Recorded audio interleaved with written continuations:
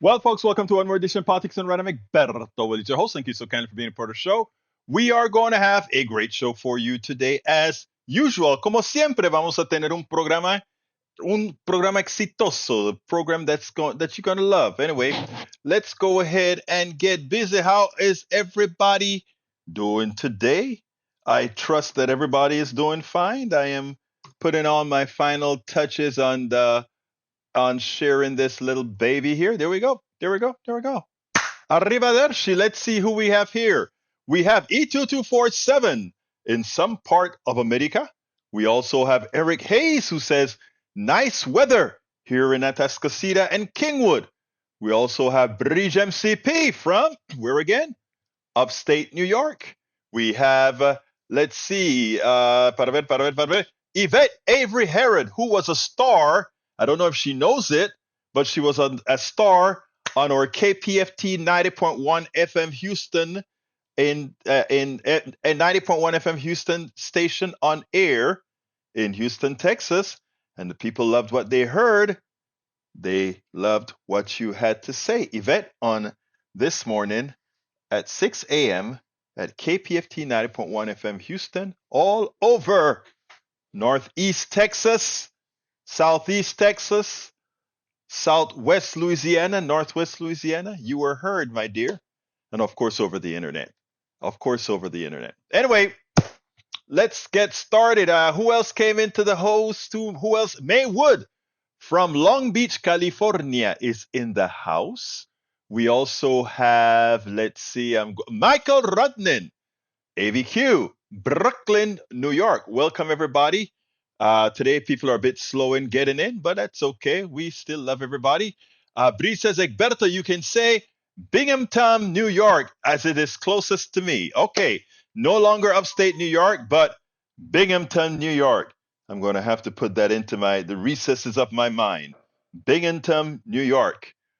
Binghamton, New York. I think I got it. Binghamton, New York. I think I got it.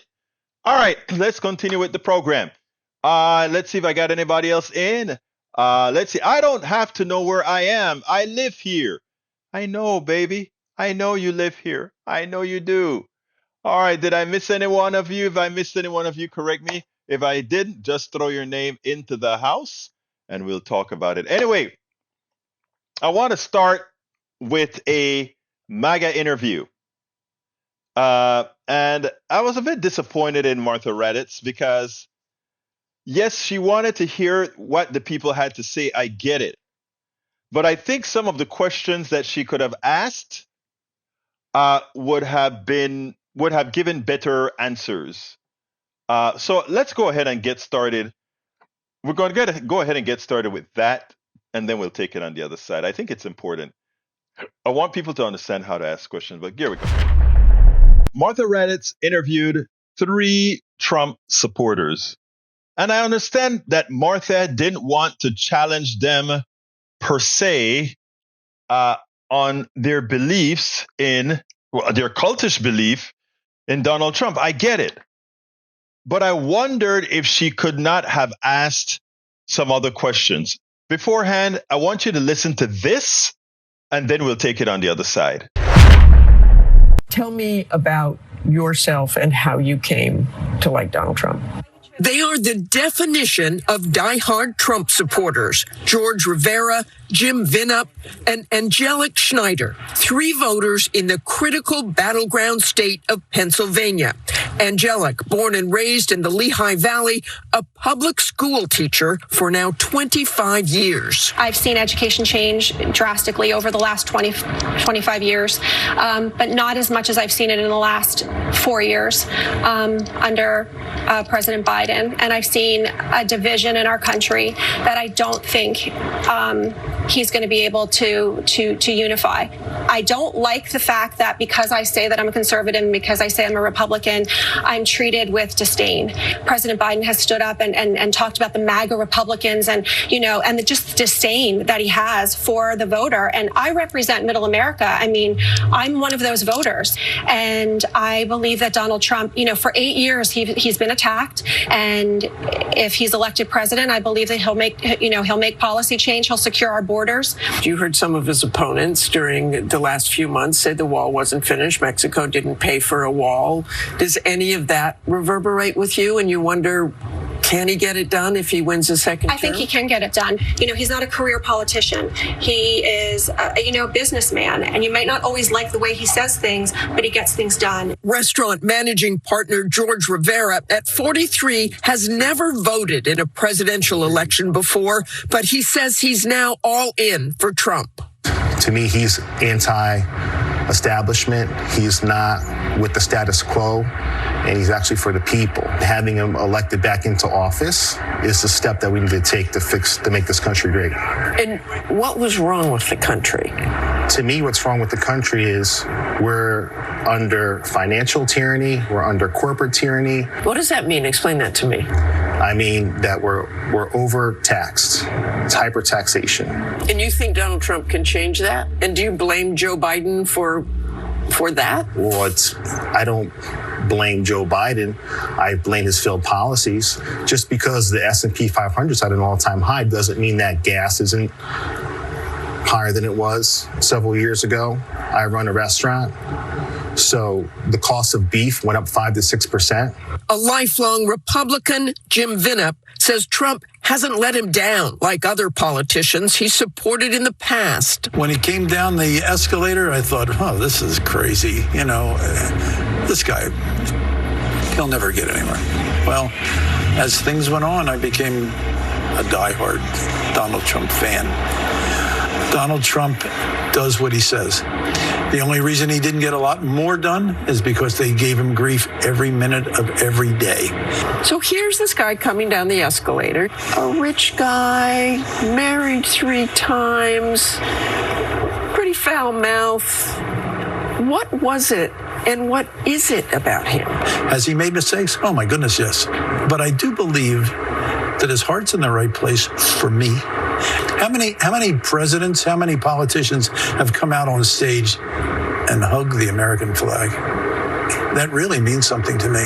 You've also heard, though, from former generals, from John Kelly, who was his chief of staff, say he would never, ever vote for Donald Trump again because of the way he treated veterans. Yes, but and you said that, and he hugged the American flag.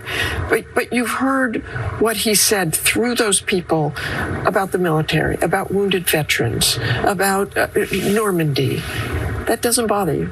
Yeah, things he has said bother me. Am I giving him carte blanche? He can do anything he wants? No, absolutely not.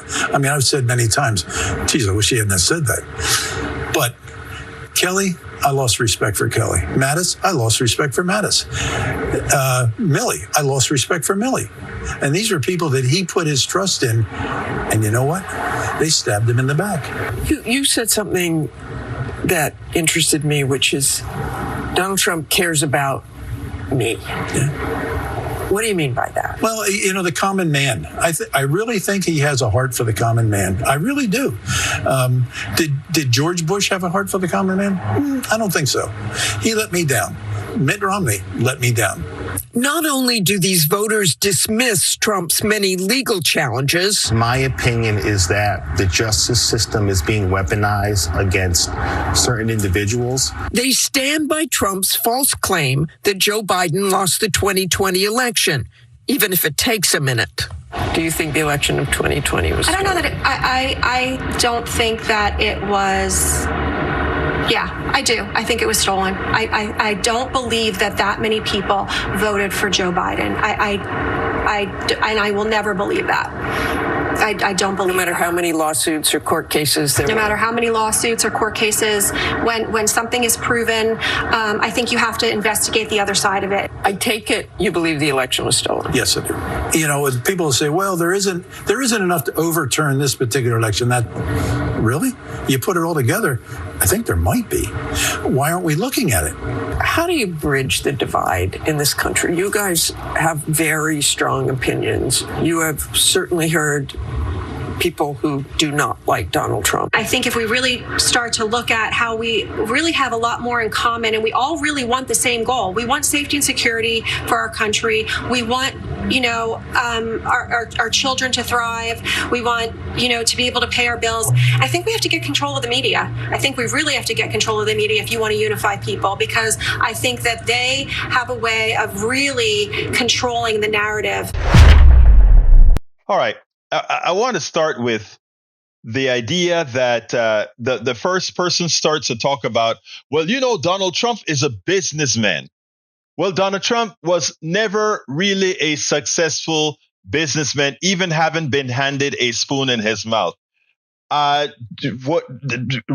could have asked a question like, if somebody has had 5 bankruptcies and if they've been bailed out by the system, and if they, would you still consider that person a good business person? I mean, there are questions like that she could have asked, right? She also said when she watched the woman say how much she thought Donald Trump cared about them, ask a simple question. As a woman, would you really ask, if you had a daughter and there was somebody that she's approaching that goes ahead and have shop talk about holding women by the groin, or having, well, the word he used, or the possibility of that person having been convicted of, or a judge saying that under the real terms of today, what he did to a woman was rape, would you feel comfortable with that person marrying your daughter? And as such, then, do you really feel comfortable having such a criminal as your president? There are questions like that she could have asked in a very nice manner, in a gentle manner, to bring them along. With the person who owned the business, he used a lot of catchphrases that everybody can pick up if you listen to right-wing radio. But when she asked, why exactly are you saying that, he just used buzzwords. In other words, she could have asked them, exactly what did Trump do economically for you? And when he answered, did you realize that the tax cuts that were given, the very small tax cuts that went to the working class, was temporary, but the other part of the massive tax cut proper went all to rich people? Is that what you're talking about when you say he cares about you? When Donald Trump talks about, when the other person says he has the heart, he has us in his heart, exactly what does that mean? When did you ever see him do something for you? There are so many questions that she could have asked in a civil manner. When the other person says, which presidential candidate would you see hug a flag? She could have asked, what does hugging a flag really mean? In fact, isn't that anyway closer to idolatry? Not that, we all know that was an act by the president, but come on, there's so much we could have asked. When the other guy says that, even when told that the president is under all these investigations, they're using the same talking points. The justice system has been weaponized. So anything that has happened to this president has been weaponized, even though much of it we've heard directly out of his mouth. Look, this interview, I get it. She wanted to get them to express themselves. And I think the interview was not for those people. The interview was for everybody else to see, the millions of people that are going to see this, to understand what a MAGA person thinks like. The idea is to see how that MAGA person thinks.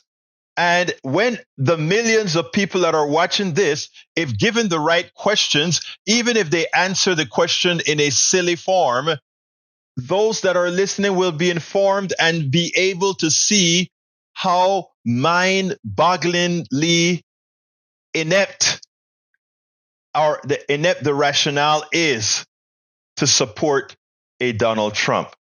These people may be completely delusional. These people may be completely a part of the cult. But my God, ask the questions, let them give the stupid answers, don't confront them, but then the rest of the audience will be able to see who they are and who they hope they are not. And if you can make sure that they see how those people look and are embarrassed for anyone that would think like that, maybe they will do better themselves. I mean, it is mind-boggling, completely mind-boggling what we just saw there, and I think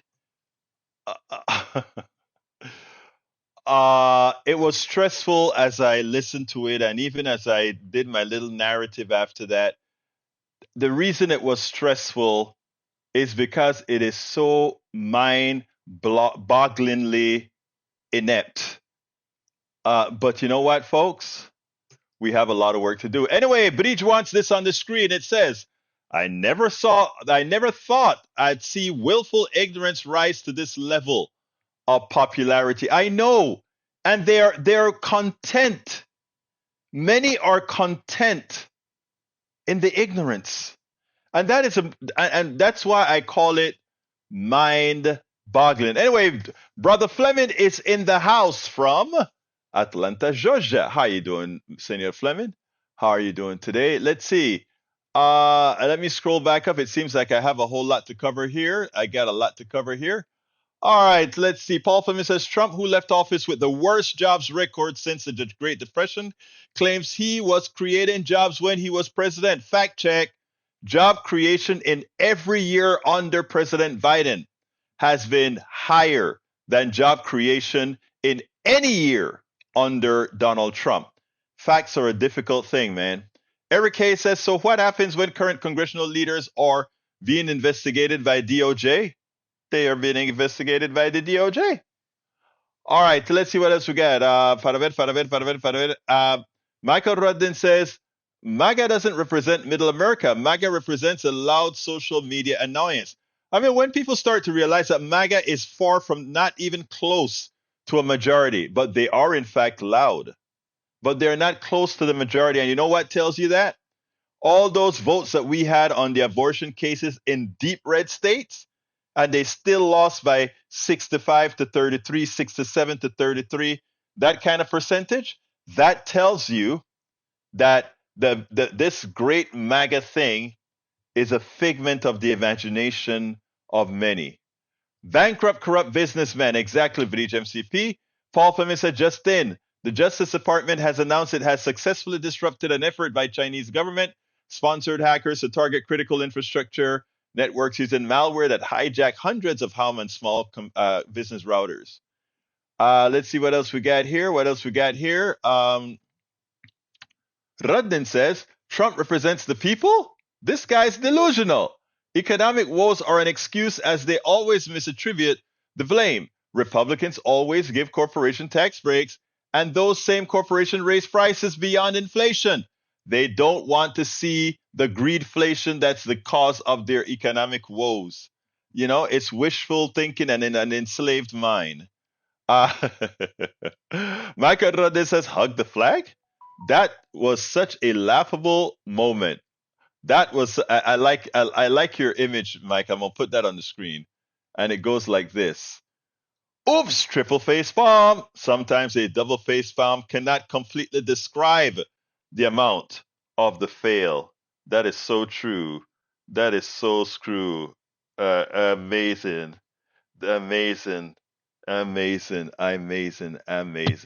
Anyhow, let's see what else we got here. Para ver cómo va todo aquí. Texas has the right to secede from the U.S. if this is from Paul Fleming. If its citizens decide to do so, GOP presidential candidate Nikki Haley said on Wednesday. Oh, Lord. I wanted to find in the Constitution where it says that. Similar secession efforts infamously led to the Civil War, but if Texas decides they want to do that, they can do that, Haley said in an interview with the radio show, The Breakfast Club. Oh, por favor, por favor, por favor, por favor. All right, let's see. Division is more now than ever. Guys, you forgot what it was like under the Trump administration, evidently. But then again, so many always do. Paul Fleming says the interview was terrible. I would have a hard time showing this to other people. Well, that's what we do here, man. We do what we have to do here, man. Let's see. Let's continue going down. Egberto grabbed them by the, you know what, was Trump detailing his sexual assault strategy. Trump has a pattern of admitting doing damage and crimes, disguises humor, then watching his followers not give a SHIT. That's true. Don't use my daughter. Father of soldiers killed in Jordan's Sergeant Brianna Moffett, 23, on Marjorie Taylor saying, I think those reservists would rather be at the southern border. I saw that. He really got upset when during that interview. Justifiably so. He got upset during that interview. All right, let's see what else I've got here. Maywood says, no, that's a reply. But he says, empty vessels make the most noise. That's true. Lee Grant says, some may support Trump not because they like Trump, but because they see that the progressive left can't tell the difference between a boy and a girl. That would be a stupid reason to support that. Look, that is like saying, there's something about me you don't like, and because you don't like that about me, you're going to vote against those that I like and cause you pain and cause the rest of America pain just because you don't like something. Come on, brother Grant. That is where I'm trying to elevate people's mindset. You have to work in the best interest of people, not in the best interest of spite. Anyway, I got another video. This one here is personal. You know, I'm a nerd. I'm a geek. So while everybody's watching all kind of great news and not news, but great entertainment TV or reading a novel or whatever, I'm either reading a technical manual, reading some sort of geography or history book or website, or I'm watching the History Channel, or I'm watching the Smithsonian Channel. So I was watching the Smithsonian Channel, and there's this series that I like called Aerial America. And it's really good. I think it's really good. But today it got under my skin, or this weekend it got under my skin, when they did a piece on Tennessee. And, you know, they covered Andrew Jackson. Well, let me play it and let you see what really got under my skin. Some of you may not agree. Some of you may think I'm being petty. But I know this message is subliminal. So let's take a look at it. But before I go, I want to say hello, Peggy Lopez. ¿Cómo estás? I haven't seen you in a little while, Peggy. Is everything all right? Anyway, let's go ahead and play that, and then we'll take it on the other side. Seeing things through the eyes of others. You know, I love the History Channel. I love that program called Aerial America, where you can actually, you know, they go through all the states and they tell you stories about what's happening, et cetera, or not what's happening, but about the states. And, you know, they give a history of the state. But, you know, today while I'm blogging, I'm looking at the program and I am listening to what they're talking about with Andrew Jackson and how they're praising Andrew Jackson. And, you know, when they talk about him being the catalyst for the Trail of Tears, they just kind of glossed over it as just being something controversial, right? Here it is. This guy bears responsibility for pretty much the murder and genocide against a particular indigenous group of indigenous people in our country. And as it is told in this thing, in this documentary, in this program, they just talk about it as something incidental. It is ironic, however, when we speak about what, let's say, Hamas did in Israel, which was horrendous, terrible, and should be spoken of that way, that when it comes to, let's say, Andrew Jackson, when it comes to how Israel reacted to the massacre in Israel and then decimate Gaza, and kill over 26,000 people, right? If you want to understand why we continue to have, I tell you what, before we get ahead, let's go ahead and listen to it first, and we'll take it on the other side. Andrew Jackson, the 7th president of the United States, arrived in Nashville when Tennessee was still the frontier. He bought 425 acres of land where he would eventually create his stately southern plantation home, the Hermitage. Jackson was not an aristocrat like the presidents who preceded him. He was a scrappy, short-tempered man. At the Hermitage, he grew cotton and advanced his political career. Jackson led the American forces to defeat the British at the Battle of New Orleans in 1812. His role in that battle helped Jackson win the presidency. In 1828, he served 2 terms. Probably the most controversial aspect of his presidency, by modern standards, was his plan to remove Native Americans from their land, ultimately causing the Trail of Tears. Today, the Hermitage is a popular tourist destination and one of the oldest historic site museums in the country. Now, anybody listening to that piece from just sort of a casual way would not really make a big issue out of it. But subliminal messages are very important, and it teaches you how to handle situation based on who, what, when, etc. And if you take a look at how Andrew Jackson was revered in this piece, and at the same time, they didn't forget to bring up the Trail of Tears, but they made it just an incidental. It's sort of a controversial thing, but it's no big deal. But when we talk about what others have done in this country, oh, it's the end of the world. You know, how dare they do those violent things? We are not a society that does those things. It is so far from the truth. Humanity can be very good, and humanity can be very bad. And it doesn't matter where you stand, whether you are an American, a Russian, a Chinese, a Vietnamese, a Panamanian, we all have the propensity to do real bad things. We all have the propensity to do really good things. And what we can all hope for, or what we should strive for, what we should promote, is that we start all doing good things. But one of the most important things is not to color history, because when you try to color history, those who want to be snowed, those who want to be misled, those who want to be gullible and be fooled, that there is a whole group that knows the truth. And it doesn't matter what you say, they'll know otherwise. That little girl that has to sit in class, that indigenous girl that has to sit in class and talk about Christopher Columbus discovering a new world, she looks at around and says, huh? What new world? I've been here. And not only have I been here, but this is actually mine that you've taken. When immigrants are coming over the border and folks want to look at them as if they're criminals, or if they're these bad people doing this bad thing, they just have to look and say, what's the genesis of the United States?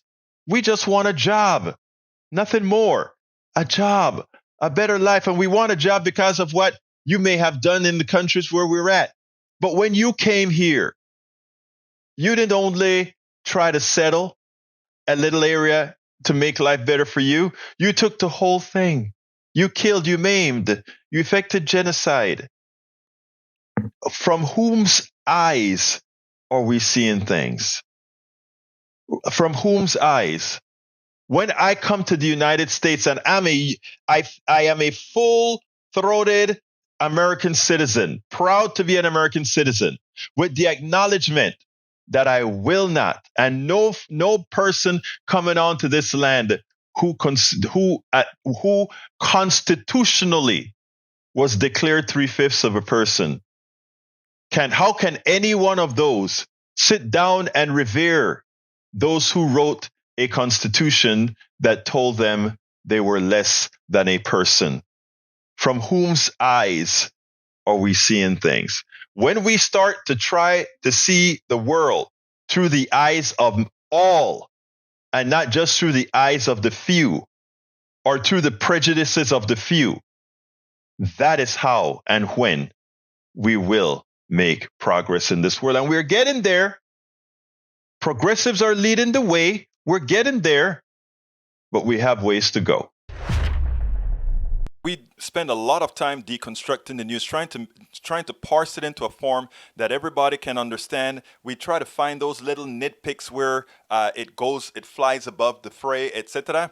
If you really like these videos that we do, I want to ask a big favor. Please go ahead. Number 1, subscribe to our channel, and number 2, please join if you can. Thank you so kindly for watching. Keep watching. Please remember to share. We must populate the entire internet with our progressive message, a message that we know is what most Americans say that they want. So help us, please join. Absolutely so, folks. Absolutely so. Bridget says, word time in Atlanta, a cyber attack that hit government systems. We got Ray on the line. Before I finish that, let me get to Ray. Brother Ray, talk to me. How are you doing today? Yes, brother, it's a beautiful day in the neighborhood. I wish I could say my name was Mr. Rogers. How you doing? It's a pretty day. It's a pretty day. Yeah, so I had saw that video you saw with the unfortunate gentleman, who, he what did they say? He professed his love for Donald Trump, and it's so sickening that this man who otherwise seems like a decent, hardworking, God-fearing man, he's been duped by the con man in chief.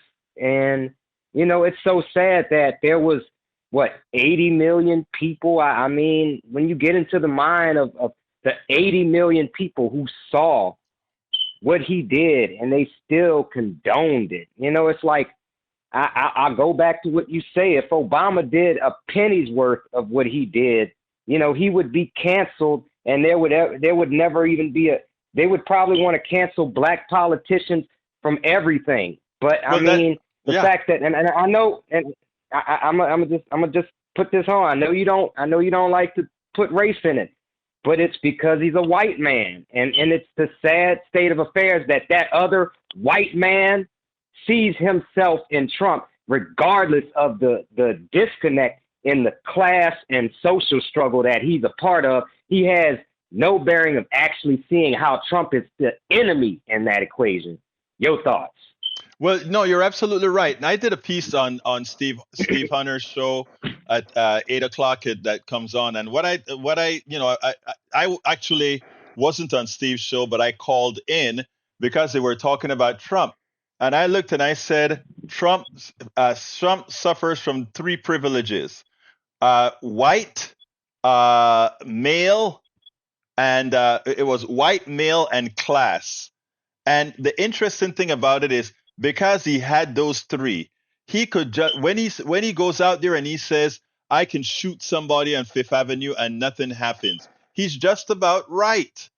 Because again, some people in this country can get away with certain things. And look, let me tell you, when it comes to race, I don't believe in race. I know race is a social construct, but worse, I know race is a tool that is used by the plutocracy that separates people. That's what I know about race. But Ray, we live in a racialized society. I'm with you on that. Yeah, we are a racialized society, so I have to discuss race in the context of this racialized society. And that's where we talk about the advantages that somebody like Trump has. But what I then tell my white brothers and sisters is realize that racism is not there to protect them as white people. It's not there for you. Racism is just a tool for you to do the necessary work to transfer all the spoils to the few. And I usually take it another step further to give it context. At the level that you have Oprah Winfrey, Beyonce, and I notice I'm calling out black billionaires right now. and all these other black billionaires, The black capitalist class. the Yeah, right they look realize to them. right. I want to say something about these people though. They are no different, and don't get me wrong here, because you understand where I'm coming from. They are in the same class and behavior of Trump in so many ways. I ask a question to all, I do a lot of activism like you do, Ray. We're activists and we try to get funded so that we can go out there and do the work that we do, right? When was the last Right. time our black billionaires said anything about Trump being an existential danger to this country? Imagine if Oprah went on her show.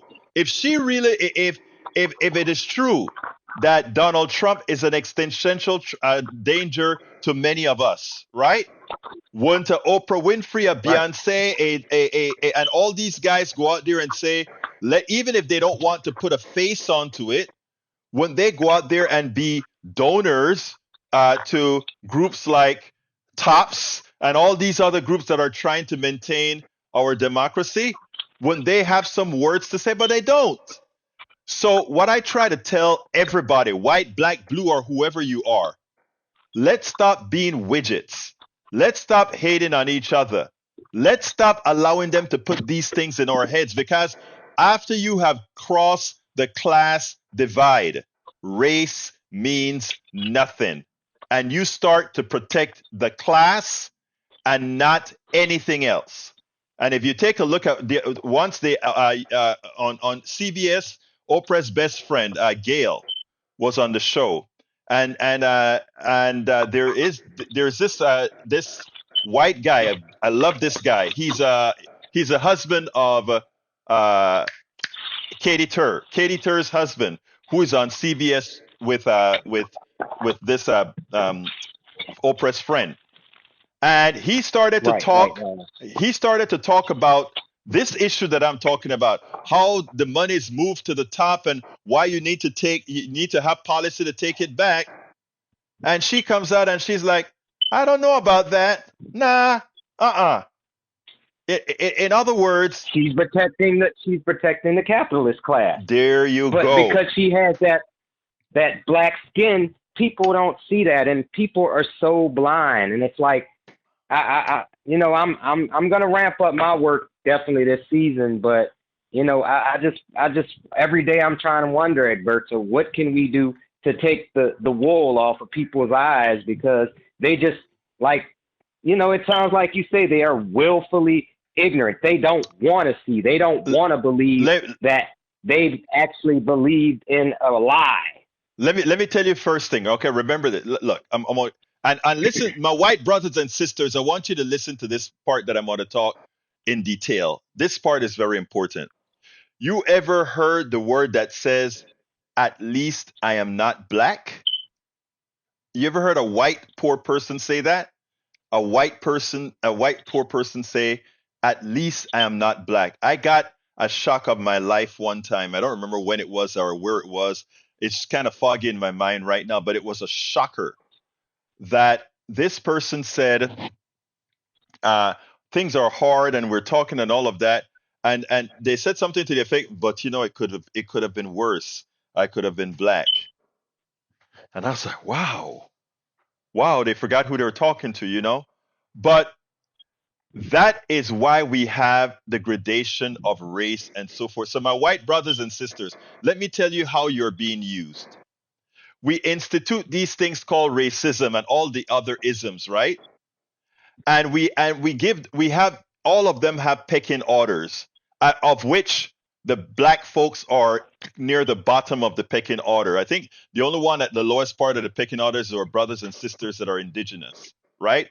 So you have all these people saying, at least I'm not this, so I can tolerate my current situation. At least I'm not this, so I can tolerate my current situation. What you just asked, Ray, is what we have to do. And that is, first of all, we have to dispel the notion from somebody saying, at least I am not black, right? Because that is a false context. And if you can eliminate that, where they finally see that their interest is your interest and your interest is their interest, and that racism is a stupid concept, at that point, the plutocracy goes crazy and gets scared. Why? Because they can no longer use those tools, racism being a tool and all the other isms, they can no longer use those tools to keep us looking at each other instead of looking at those who are really oppressing us all. And that is why I so believe in education and educating us all. Ray, continue. Yeah, you said it all, brother. And I mean, basically, the saying goes, if you convince a white man that he's better than the black man, not only what they say, he can pick your pocket while you're convincing him that he's better than the black man. But if you convince him he's better than the black man, he doesn't have to pick your pocket. You'll go in your pocket and hand him the money. And that's what these fools are doing. And again, I reiterate to what Mr. T say, I pity the fools. I'm telling you, I'll tell you something, right? But we're getting, you'd be amazed of the emails that I get from some of my white listeners at KPFT. Some of them would say things like, wow, at first I didn't quite understand what you were saying, but man, you're right. I get it. And that's my goal, right? I have to be able to let somebody, even like, let's say a Mike Cisak in our chat right now. I got to get him to listen to me as a man and not listen to me as a progressive black man. And that whenever he starts to listen in that context, that's when I would have gotten some success with that one person. But there are thousands already that the switch has turned. Let me just tell you, because I hear from them. And for every letter that you get, right? For every letter as a host, every letter that I get, that represents quite a few hundred people, because that's just how the numbers break down. Because there are a lot of us that think the same way, but only a few of us will take the time to write a letter, or only a few of us will take the time, like you did, to call in or whatever. So we're making progress, Ray, and I'm saying let's just keep the toe the line. And let me just tell you that you're doing good with your activism with TAPS. And by the way, I got that stuff that you sent me. I haven't gotten a chance to go through it yet, but yes, all right? Yeah, well, it's just an invite. And like I say, we would cordially appreciate if you would be there, my brother, because I always see you in progressive spaces. And I haven't seen you in a while, so it'd be a good chance to, have a coffee on Yes, top. sir. You know Yes, what I mean? sir. Absolutely, man. Absolutely. So we'll talk, my brother. Anything else you want to say before we go to the last video of the day? No, brother, you said it all. I'm going to leave it at that, and I'll just keep listening. Thank you, bro. Have a good one. Thank you. All right, folks. Great show. And by the way, I love when somebody calls in. I love when you all call in, man. All right, let's see. Mike C. said there is racism in the U.S. against Asians and whites. It is in many laws, such as affirmative action, race quotas, welfare preferences, and many other race and sex privileges that Asians and whites don't have in law. I know. That's what you were taught, Mike. I want you to actually ask Egberto Saturday. I have a thing to go to on Saturday. I'm going to try to get out of it, because we need to have our Ask Egberto on Saturday. I don't want to start playing around with that. So I'll tell you for sure on Thursday, my brother Hayes. But CSAC, when I got my first job as an engineer at NL, I hated affirmative action. I hated it. I hated it with a passion.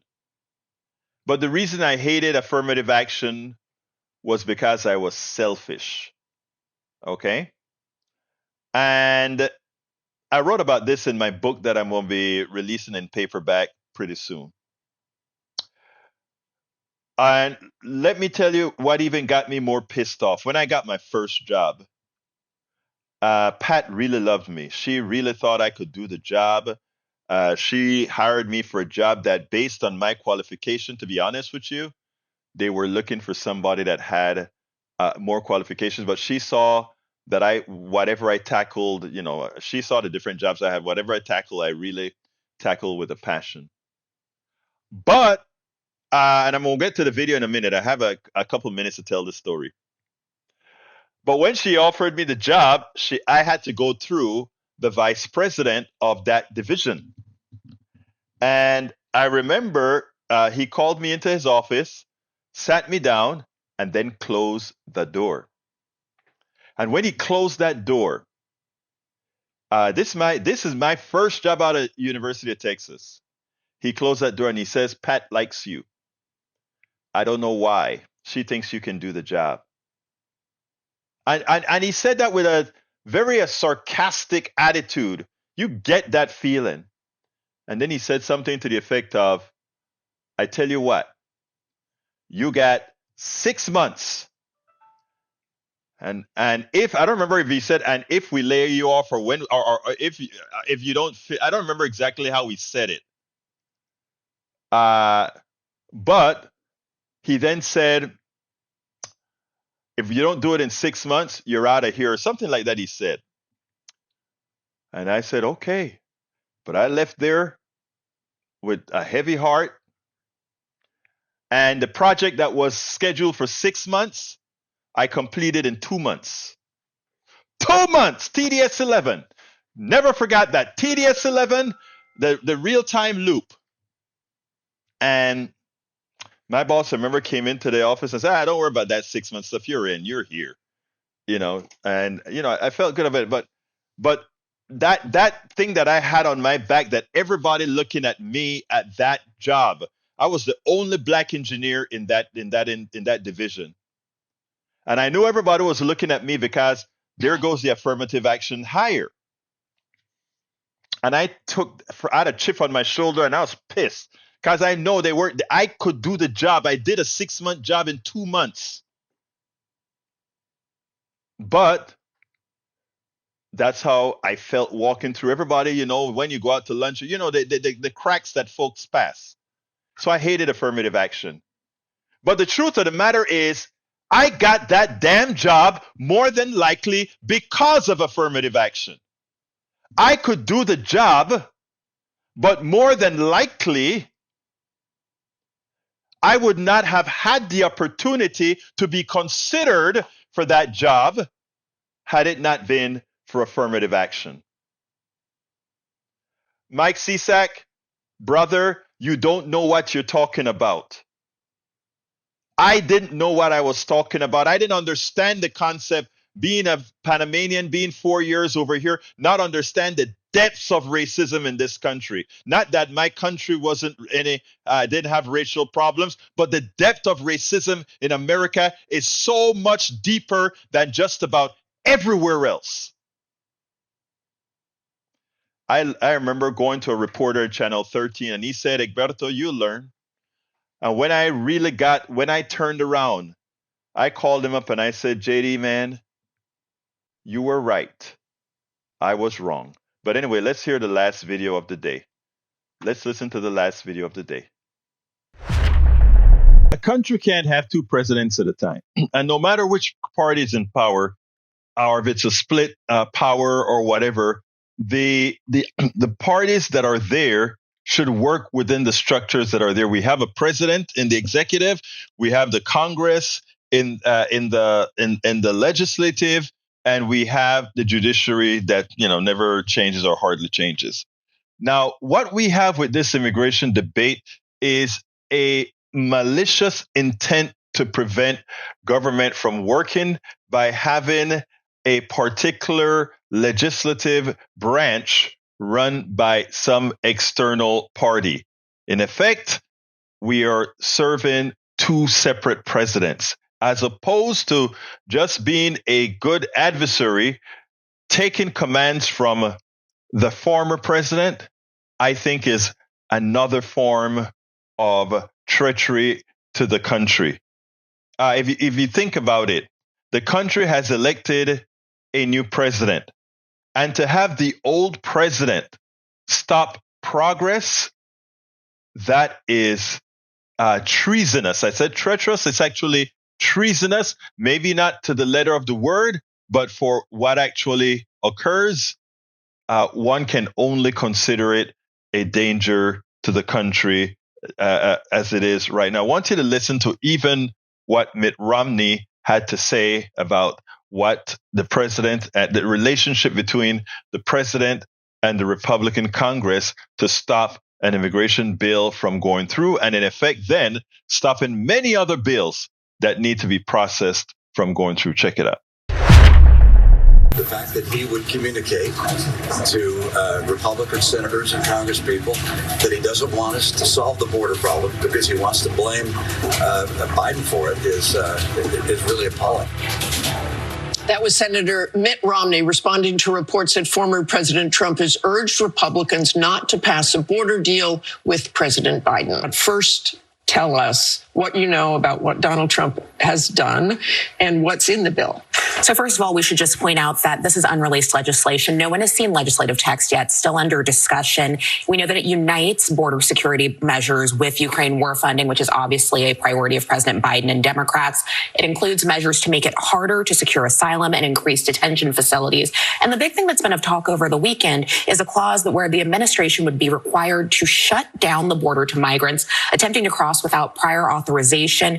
If daily crossings go above the number of 5,000 crossings, President Biden has called it one of the toughest and fairest bipartisan reforms, says if the bill passes Congress, he will sign it. But I think it's really important to talk about the politics here. You've heard House Speaker Johnson say this bill is dead on the arrival in his chamber. You've heard former President Trump say it's a bad deal, that there's no way that he could support. So the politics here, frankly, are quite challenging for these negotiators who I think have been in a good faith negotiation of trying to bring something to the floor for something that everyone on all sides does agree is a real crisis at the southern border. So there you go. It is time for the Congress to get serious. I doubt that they will. So we likely have another 11 months of chaos. Another 11 months of chaos, because this Congress already has been a Congress that got very little accomplished. And now they are failing miserably. But good for us. Likely in November, a completely new Congress will be elected. New senators will be added, because as opposed to the fear many have as far as what kind of election we're going to have in 2024, I am now convinced that we're going to have a landslide for Democrats, the blue, the progressives in 2024. I am looking through my crystal ball and assuming it's not a mirage that I'm seeing. I see a turnaround and I see a big flood to the left side of the axis. I really do. I really, really do. So folks, let's stop worrying and let's start working. Let's stop worrying and let's start working, making those calls and telling people, hey, we need to vote the right way. I know Taylor will do it again. Taylor Swift. I love me some Taylor. I love when they try to attack her, how she came back, you know, how she did it. But that's our girl, Taylor Swift. Anyhow, folks, thank you so kindly for listening to the show today. Please support the program. How can you do that? You can support the program by going to politicsdoneright.com/support. politicsdoneright.com/support. Let me get you that link. politicsdoneright.com/support. Find whichever way you want to give us support. And let me show you what that page looks like. I'm going to put it on the screen here. If you take a look at the page, those are the ways you can support us via Patreon. You can support us by PayPal, by subscribing to our Substack, subscribing to our YouTube channel, getting our books, shop at our store, become a Facebook fan, go to our Spotify. There's so many ways that you can support us by going to one of our platforms and supporting us. Alternatively, well, not alternative, because I have that link in there too. I'd ask you all to please go ahead and become a paid subscriber of our newsletter at politicsdoneright.com/newsletter. politicsdoneright.com/newsletter. It's a free newsletter, but anybody who decides, and I hope all of you will, to become a paid member of our newsletter. What does that mean? You get to read all our books, my 5 books, and any subsequent books that I write, you'll be able to read them as well. And what are the books that I have written? The books that I have written are Tribulations of an Afro-Latino Caribbean Man. That comes out pretty soon. The next one is going to be As I See It. That's the first book. Class Warfare, the Only Resort to Right-Wing Doom. The other one, How to Make America Utopia. Take away the economy from those who rigged it. And it's worth it. How to Talk to Your Right-Wing Relatives, Friends, and Neighbors. So please, folks, consider becoming a part of our PDR Posse. Please subscribe to our program and go ahead and subscribe to our newsletter. My name is Egberto Willies. This is Politics Done Right. And you guys know how I end this, baby. First of all, I love you all. Callers, left wing, right wing, middle ring, all of you. Thank you very much for being here. My name is Egberto Willies. This is Politics Done Right. And you guys know how I end this, baby. And it goes like this. I am what? We spend a lot of time deconstructing the news, trying to parse it into a form that everybody can understand. We try to find those little nitpicks where it flies above the fray, etc. If you really like these videos that we do, I want to ask a big favor. Please go ahead. Number 1, subscribe to our channel. And number 2, please join if you can. Thank you so kindly for watching. Keep watching. Please remember to share. We must populate the entire internet with our progressive message, a message that we know is what most Americans say that they want. So help us, please join.